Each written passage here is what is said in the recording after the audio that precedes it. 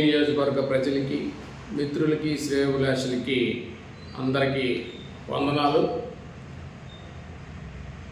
నేను నిన్న మీకు మా party office, Janasena party office చూపిస్తూ మాట్లాడడం జరిగింది. నా నేపథ్యం కూడా చెప్పడం జరిగింది. నేను బడుగు బలహీన వర్గాల కింద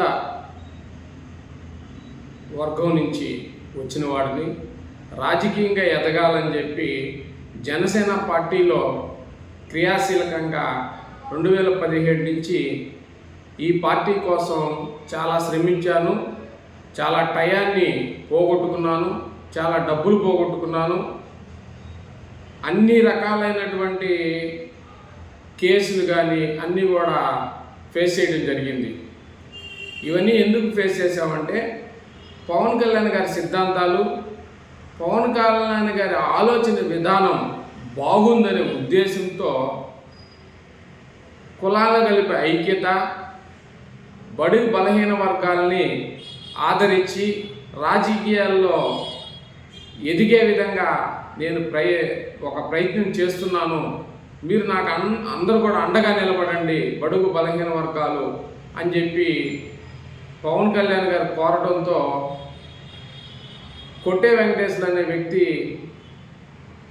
చిరంజీవి ఫ్యామిలీ ఒకరు, ఆయన వెంకటగిరికి వచ్చి మీరు రాజకీయాల్లోకి రావాలి వెంకటేశ్వర అది ఇదని చెప్తే నేను రాజకీయాల్లోకి వచ్చాను.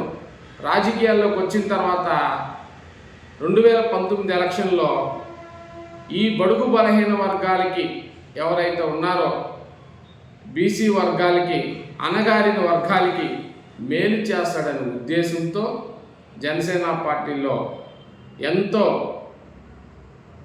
అంటే చెప్పలేనంత నిరంతరం ఆ పార్టీ కోసం కృషి చేయడం జరిగింది. 19లో టికెట్ ఇస్తానని చెప్పి ఇవ్వకుండా పోవటం, అయినా పార్టీ కోసం నిరంతరం శ్రమించడం జరిగింది. జగన్మోహన్ రెడ్డి గారు కూడా, అసలు జగన్మోహన్ రెడ్డికి నాకు ఎటువంటి రాజకీయంగా కానీ ఎక్కడా కానీ విభేదాలు లేవు. కానీ ఒక పవన్ కళ్యాణ్ గారి కోసం ఒక జనసేన పార్టీ కోసం నేను జగన్మోహన్ రెడ్డి గారిని కూడా విమర్శించడం జరిగింది.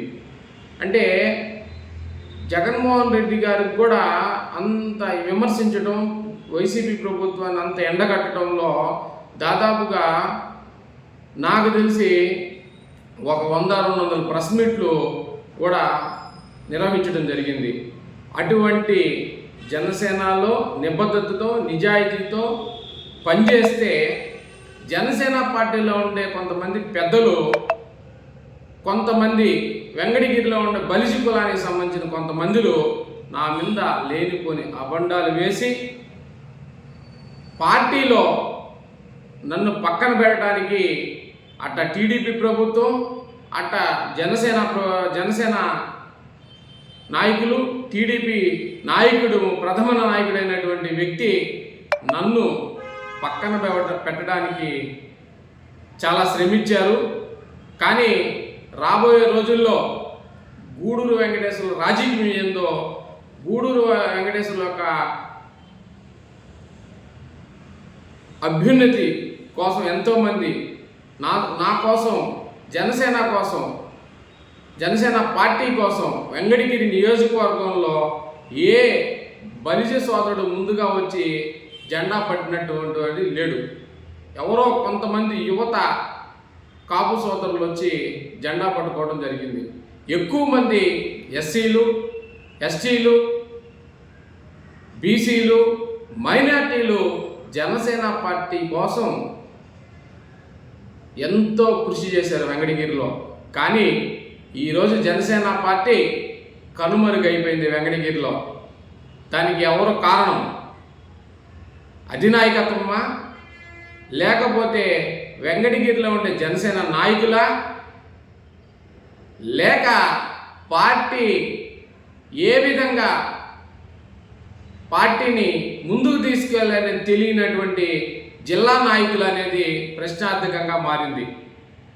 ఈరోజు చెప్తున్నాను, తిరుపతి ఎమ్మెల్యే వచ్చి వెంకటగిరిలో పార్టీ ఆఫీస్ ఓపెన్ చేశాడు.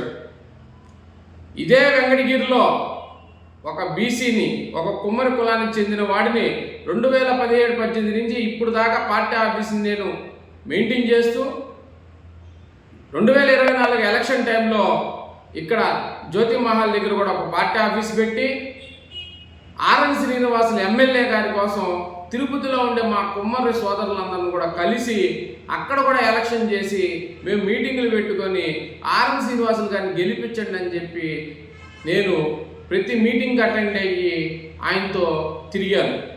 మా కమ్యూనిటీ వాళ్ళందరి దగ్గర కూడా ఓట్లు వేయించాం.